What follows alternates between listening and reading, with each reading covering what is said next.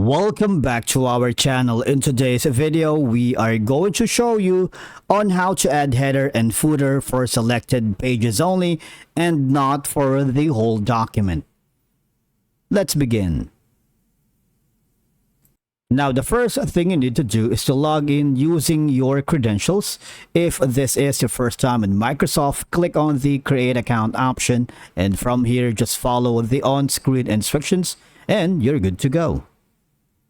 Now, once you are here, adding headers and footers for selected pages rather than the entire document can be beneficial in a lot of reasons, because number one, different sections of a document may require different headers or footers to suit their content or purpose.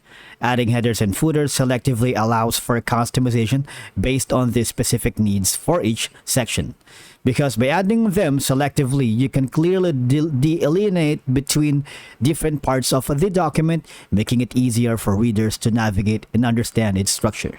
Now, for us to be able to do that, I need you to go to... Now, I have two pages here. And the first I'm going to work on is on the first page. Now, I'm going to go to page layout and click on the breaks, right? And from here, all I have to do is click on continuous, right? Now if you wanted to see if the selection break is applied, all I have to do is go to home, click on this option right here that says show and hide. There you go. Now again, to see that it's being active, just click on here. Now, the next step is, now I'm going to do the same thing on the page 2. All I have to do is go to page layout, click on breaks, and click on continuous. And again, for me to be able to check if that's active, click on home, click on this one. Okay. Now, the next step is, now from here, all we have to do is click on insert and click on headers. Click on, or maybe like this one, blank for now. All right. As you can see, there's two headers for page 1 and page 2, and you have footers for page 1 and page 2. But what I wanted to do is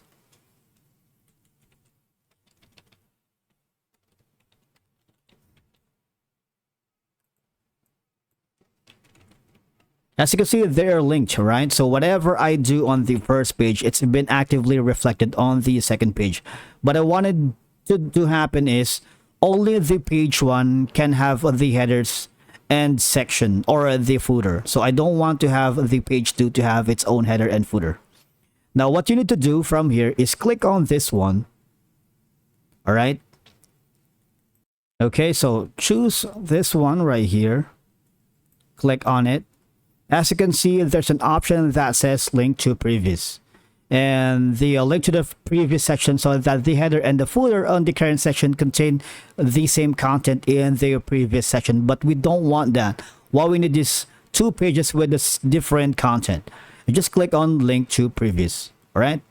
Now, as you can see, when I do that, right, the other one is not gonna have the same effect on the page 1. And from here, I can remove the header and footer and remain the intact for the header and footer on page 1. Thank you so much for watching, and I believe that's a wrap for today's video. We will see you again. Bye.